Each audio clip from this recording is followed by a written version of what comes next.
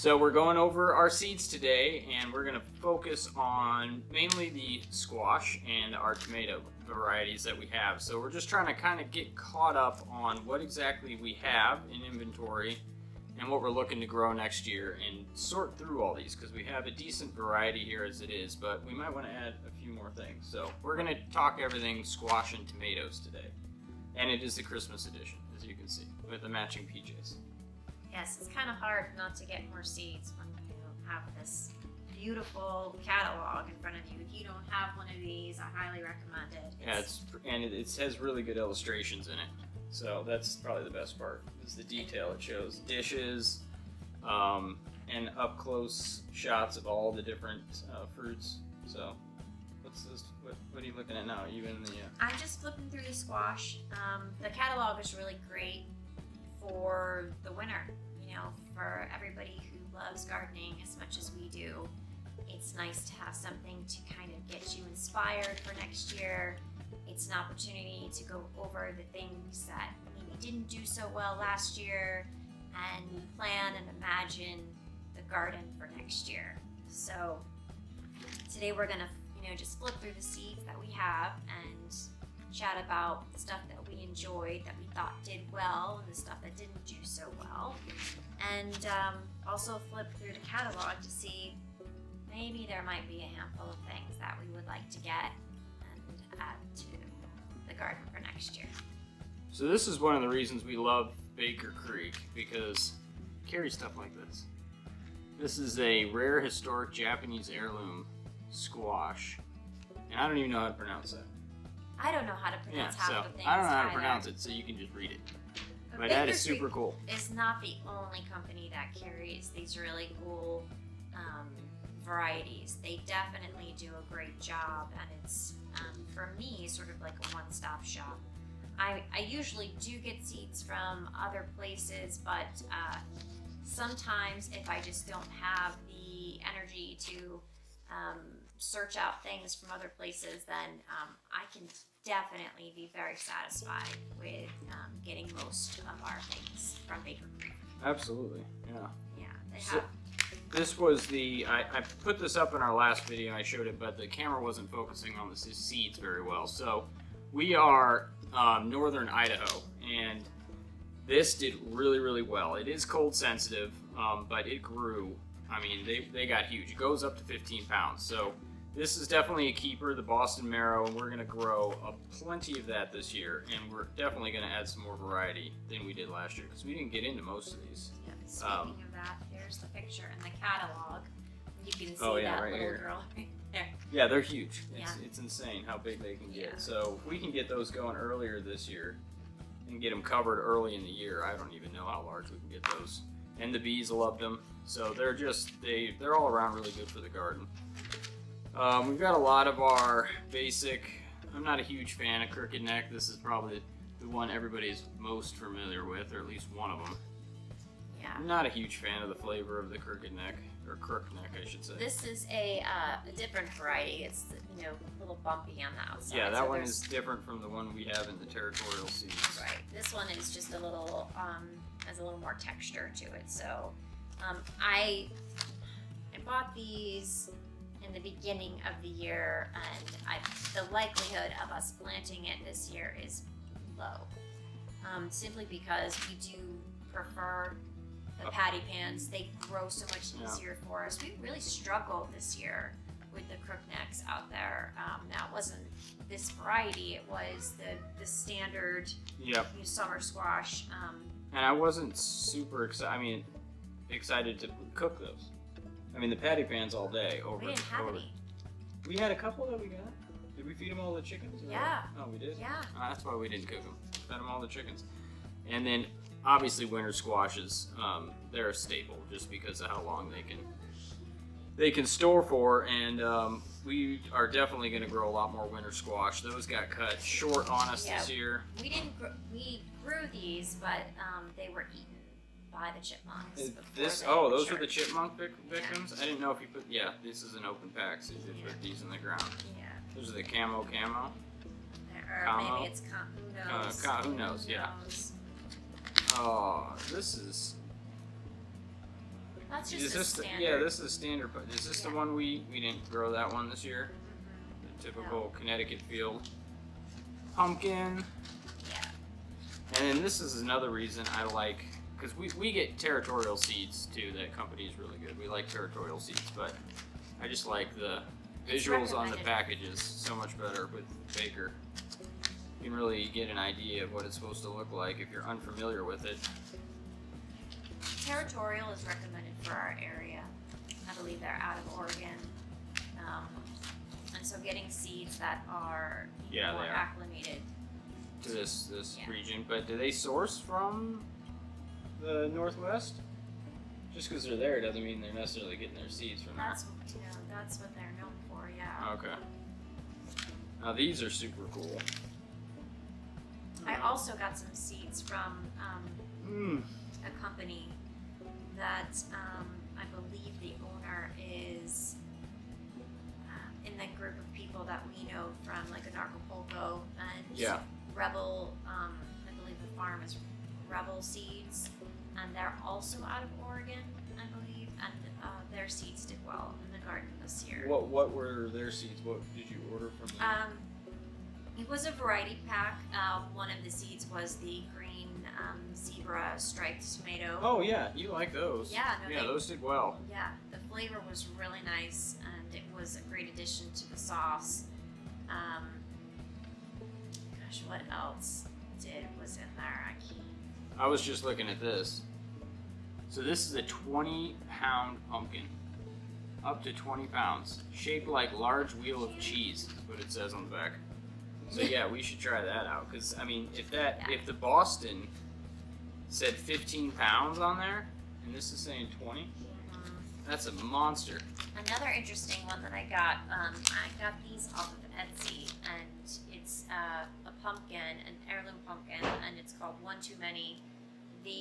Those are pretty seeds. Yeah, it's got some sort of a fungicide on the outside of it, so that's why they're so pretty. Oh, okay. That makes sense. Yeah, the pumpkin itself has a design that looks sort of like bloodshot eyes, hence the name One Too Many.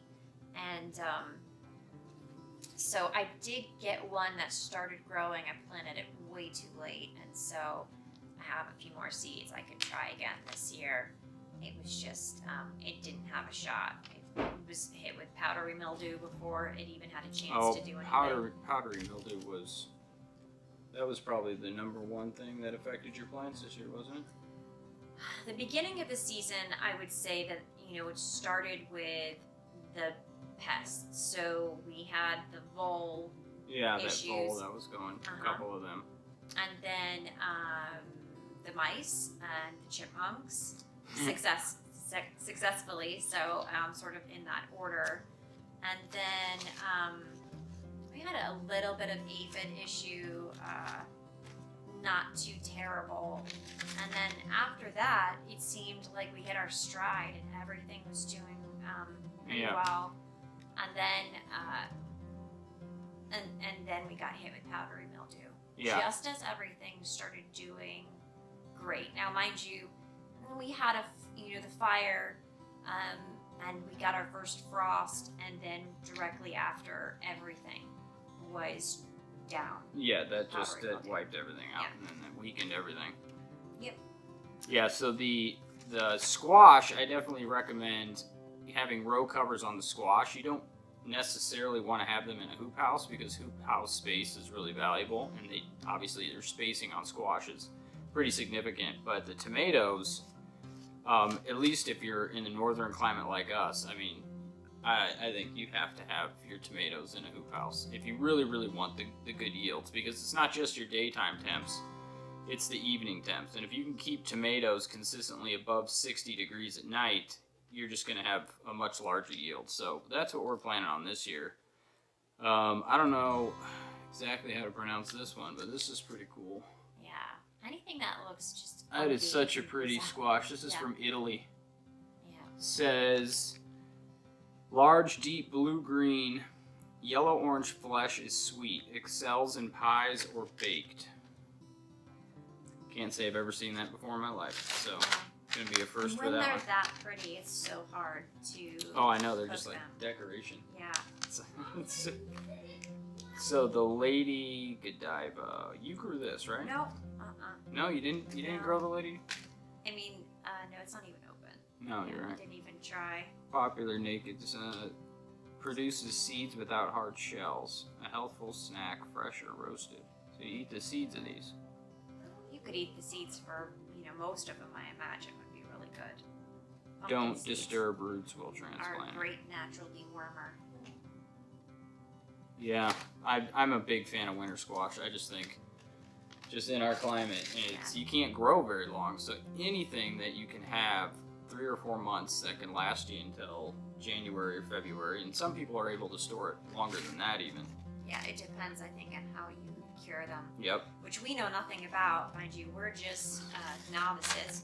But we haven't had any issues. I mean, here we are in mid-December. Yep. And all of our winter squash is doing excellent. I haven't made, you were away for Thanksgiving, so we didn't make pumpkin pie yet. No. So all of my pumpkins 4 pumpkin pies are still doing great. And all of the winter squash, I actually did make some while you were away. I made the buttercups. Oh, okay. Some of them, not all of them. Well, that's one reason the winter squashes are great, is because you make the dish for the kids. Yeah. And it's one of the vegetables we can get into our And kids they like without, it, and they really like it. So, that is just a huge boost. Anytime you can get that. Who doesn't like maple syrup? Oh, that's true. Yeah, I love maple syrup. Anything, and it comes pretty good. Yeah. This one here, so a couple of them that I am going to probably try to buy if we can get our hands on them. Baker Creek is definitely one of those companies that just has a hard time staying in stock. Yeah. This is an Italian butternut. It's called Butternut Rugosa Violina of Gioia. And it's got a seed number. Gioia. It's got what? Seed number. Oh yeah, the seed number SQ153. And then this one over here, this one says, of course, if it says famous flavor or this is our favorite, I want to try it. Yeah. This one is called Red Curry. And so this looks very similar to the Boston Marrow, obviously a little smaller in size, but similar coloring for sure. yeah, so I'll probably grab both of those if I can get them and add that to our list of things. We have the seeds for this one, the moringa. Yeah, I was just looking at that one. Yeah, this is it's pretty. This is the moringa. This is a 4 to 8 pound. So it's moderate size, light pink salmon color. It has some great, look at the, Oh, it's got some, variation here. Yeah, that's different than on here. That's Yeah. cool looking. Mm-hmm. And then these two I showed in the last video, but I think they were blurry. But those are pretty awesome as well. Those are pretty freaking cool looking. Anything that's different and that, has a different flavor. Yeah. We're going to be up for it. Yeah, because I mean, it's Try not, it once, right? It's not really fun planting these. It's just No. not. And like if you just plant like a typical zucchini variant and a typical squash variant, like that you can go and buy a bag of from Costco, it's not nearly as satisfying or as fun to do that. And then this is a version of a patty pan, and we haven't tried this yet, so we're gonna give this a shot as well. The Gelber Englisher. It says it's good for our area specifically, and Yep. it's just got a funky shape, but it's a patty pan. Flavorful and prolific. Now we also From have Germany. This is a lemon squash. Oh, that's cool. Yeah, just a little different. I'm sure it's Yeah. very close in flavor. It's just a different shape to your standard crookneck. Huge yield and pest resistant. Hey, we like that. Delicious and prolific. Something we didn't have an issue with this year are vine borers. I don't know if that's common in this area or what, but let's just keep our fingers crossed that we don't start to run into an Don't issue. jinx us. Here's a white scallop, so this is a white patty pan. We'll try that one. And then we have the seeds for this one. I don't know where it is. It's a zucchino. I don't know if I'm pronouncing this right. Zucchino Right here. Rampicante. Yeah, this doesn't have a picture on it. But it's really long. Here's the picture. Yeah, that is cool looking. Yeah. It's like a snake. Yes. So, it's an Italian heirloom. So, pretty cool, 15 inches. And it says the flavor is superb. So, until I try it for myself, I'm gonna believe what I'm reading. Exactly. So, yeah. Take it at face value from them. Yeah. Sure. They know what they're talking about. I feel like we're missing some tomatoes here. Were there 2 containers of tomatoes or no? Just No. one? No, just one, but it's alright. This is like a, Here's that company, Rebel Gardens. oh yes. So this is where we got the, green zebra tomatoes. And the Golden Jubilee. Very cool. They worked really well. I wasn't a huge fan of the Golden Jubilee. It was just okay. I don't know if I'll grow those again this year. What were the purple ones again? That was Indigo Rose. That was a territorial seed. Okay. That was Okay. specifically bred for the purple color. I'm dropping stuff. We got a bunch of these from the Wild Boar Farms. You got like a million different kinds. These all tomatoes, I take it, right? When I got onto the Wild Boar website, there's so many different varieties that it is difficult to know what to pick. And I just started clicking. I have no idea. And they're really kind of unique names, so it's kind of hard to, without a picture, to even grasp what they might be. No, I mean, a lot of them are just beautiful. Yeah, liquid or lucid gem, persuasion, atomic sunset, Napa Chardonnay. There's one that's called like Dark Galaxy or something. Yeah. Kryptonite, pork chop, Yeah. solar flare. Oh wow. Yeah, Lush Queen. This company Wow. really is. There's a lot of these. It's like my dream company. I mean, they just work with tomatoes. That's all they do. They're not, as far as I know anyway. And that's Wild Boar Farms if you want to check them out.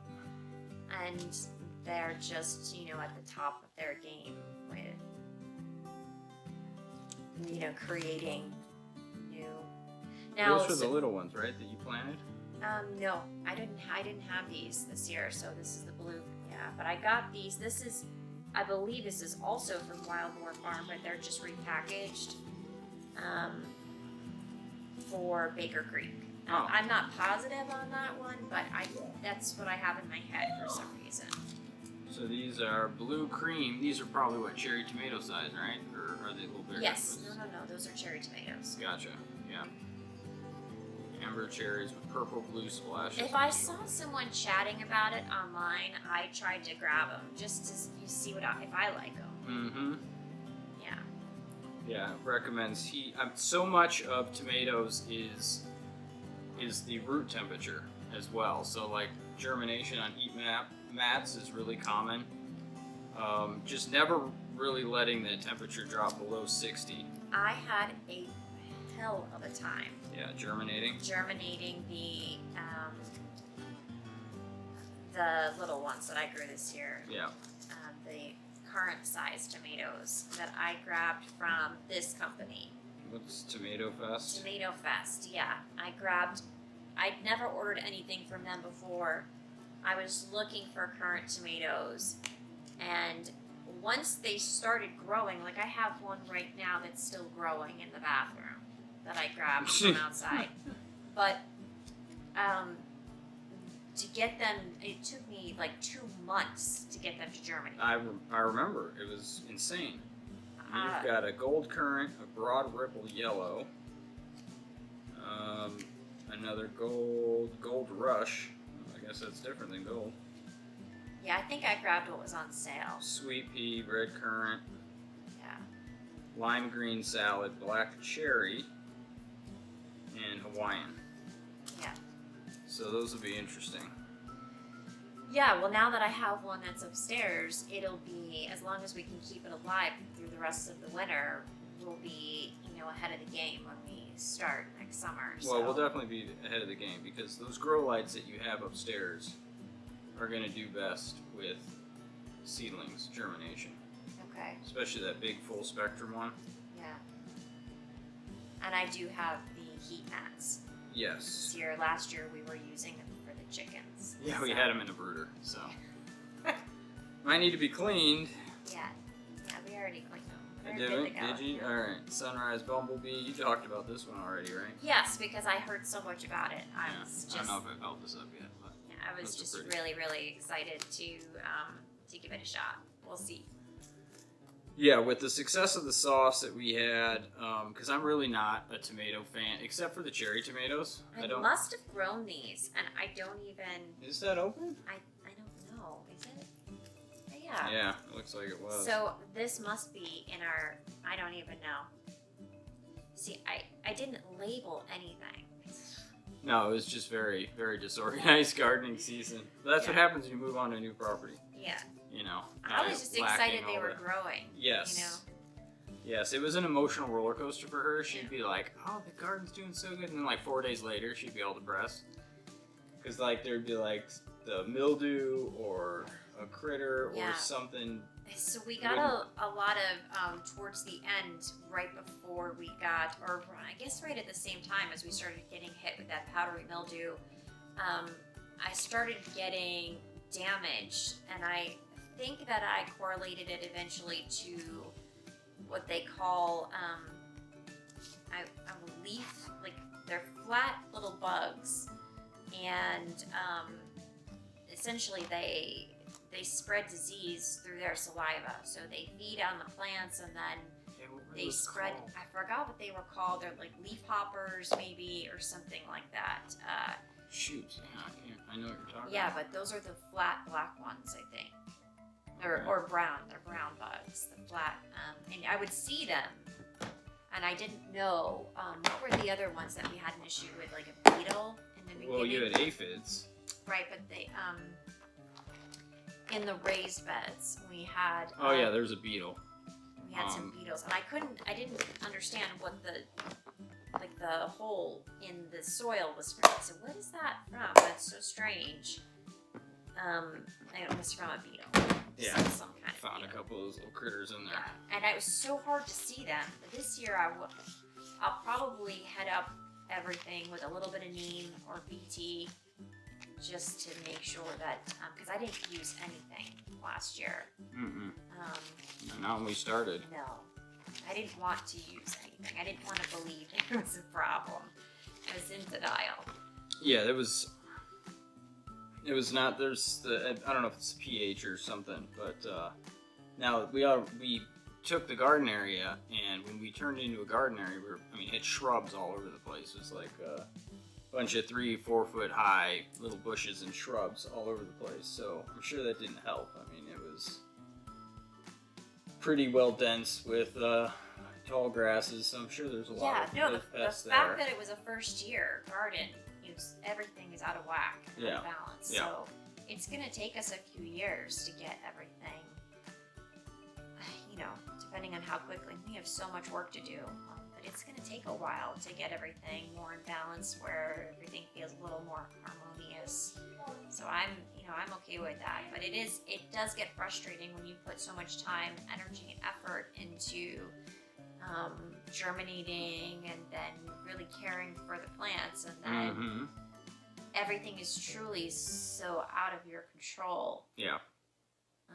What did we use last year? Insecticidal soap. I used some of that with the aphids, but if I saw there were ladybugs, then I didn't use that. Right, yeah, let the beneficials do I it. really didn't use it too much in the garden, more on the some flowers that we had growing in pots that we got from nurseries, and I wasn't too worried or stressed out about that. Yeah, I think we brought the aphids in. Well, they say that aphids are a natural response to when the plant is growing too quickly. Oh, and so that's what I've heard anyway. The aphids come in, they start to feed on the plant, and then they draw in the ladybugs, who then eat and farm them, right? So when there's too much in the soil, of a particular nutrient on the soil that causes the plant to grow too fast. Oh, That's what one of the theories is, anyway. so it could Okay. be way off base there. But so I guess my point would be is how do the aphids know? Like, they have to be there. it's a signal that the plant sends out. Okay, so the aphids are always there. It's just that they get attracted to the plant. Yeah. Gotcha. Okay. Yeah. Well, that seems to be nature. Yeah. It doesn't really until something's compromised in some way, shape, or form that it has a pest problem. So, generally, healthy trees and healthy vegetables and all that don't have nearly as much of a pest issue, even if you have a high amount of them. But So how many is too many? what, seeds? Yeah. No. Varieties of a particular item to grow. Well, variety's good because it keeps everything in balance, right? You know, monocropping is like the absolute definition of the worst way to go. So as long as you keep it organized, I mean, I think that's just... Well, you have to move from where you were Yeah, growing you last year. rotate. You're supposed to rotate. Now, I know some people, if you have really good soil, there's people who never rotate. And it never matters. That's nice. Like, people have been doing things like cover, like a Garden of Eden concept, but, you know, maybe more No-till. advanced. Yeah, but maybe more advanced. Obviously, yeah, certainly with no-till, they plant the same things in the same spot every year and never have soil depletion. So, I think the biggest thing is we've got to make sure we don't have any bare soil anywhere yes. in the garden. Yeah. Because that's another big thing about pests is, especially ants and all different kinds of critters. You got to cover the soil to retain the nutrients and hold the water. Because we get hot. We get really hot for about a month. And it gets dry. We'll go 2.5 months without maybe getting one rainstorm, maybe two, if that. And so if we can hold the moisture and the nutrients as long as possible, then... Well, this property doesn't get as hot as our last No, property. no, we're actually, for our area, this is a really wet property. It really is. And we don't have any air conditioning here Mm-mm. in this house. And there was 2 weeks total where we were uncomfortable here. Yeah. And That's that's it. upstairs. If we were sleeping Downstairs. on this level or the basement, it would have been not, it Very wouldn't have even comfortable. thought about it. Yeah. It stays 68 degrees all summer downstairs. Yeah. So, While it gets hot, I don't feel like it gets out of control hot here like it did. no, it's not. It's definitely not. There's just, there's a lot more vegetation and cover and stuff here. And we're on the north side, so we're not getting the exposure as bad. Yeah. No. I guess if we don't have a limit, then, on varieties. No, I don't think there's a limit on variety. Go to town. As long as we just have to as long as the planning's there and the labeling's there and the space is there. Are you committing to getting the garden off the ground then this spring? Well, the garden, we got to get the garden off the ground. Finish those raised beds and. Yeah. Well, and I mean, number one is a hoop house. I was just gonna say, what about the That's hoop number house? one. That's first. So you're gonna get that up in the spring, Yeah, I mean, like late if winter. we start getting decent weather, if we have a few good days in February, Yeah. putting it up in February. Yeah. So Okay. yeah, it's got to be ready to rock and roll because we got to add. Sounds good to me. We got to prep the soil and everything in there. We're gonna have to add the mulch and. And we'll have to bring in some soil, don't you think? Well, unfortunately, we probably will. I hate doing that because you never know. You bring in soil, it could have seeds, could have Could have pests. anything. Yeah. I've seen some horror stories. I much rather. I wish I had brought the soil in this year or this fall and then ran the chickens on it in the winter to just de-pest everything. Because that's one of the best things to do in your hoop house is at least for a 2, 3, 4 week period let your chickens go through it, and you'll have a lot less pest pressure the following year. I know, but isn't the chicken manure hot? The chicken manure is hot when you're taking concentrated chicken manure and putting it directly on a plant. If Okay. it's just chickens running over land, it's already diluted. Okay. As long as it's not really concentrated, it's absolutely fine. I mean, all the alternative gardeners and farmers I've ever watched run their chickens, and then they plant less than a month after their chickens are out of there. So, I mean, Joel's always ran through his 3 hoop houses. He's got the pigs, chickens, and whatever. And then his wife's in there planting corn like 2 days later, or whatever they're growing in there. So, Yeah. and gosh, and they know what they're doing. So, Yeah, I think that's oversold as long as it's not a concentrated, like bagged, nitrogen based. Obviously, it's all nitrogen based, but chicken manure, I think we're good. Yeah. We'll go with it. Nitrogen. That is what the aphids respond to. They respond to too high nitrogen? Yeah. Okay, that makes sense. Well, Harold found something outside. So many critters around here. He just spends all evening barking. I think that's in almost 30 minutes, so I guess we'll wrap it up. Yep, yeah, let's we're go. going long. All right, and anything else to add? All right, that's it for this evening. Bye.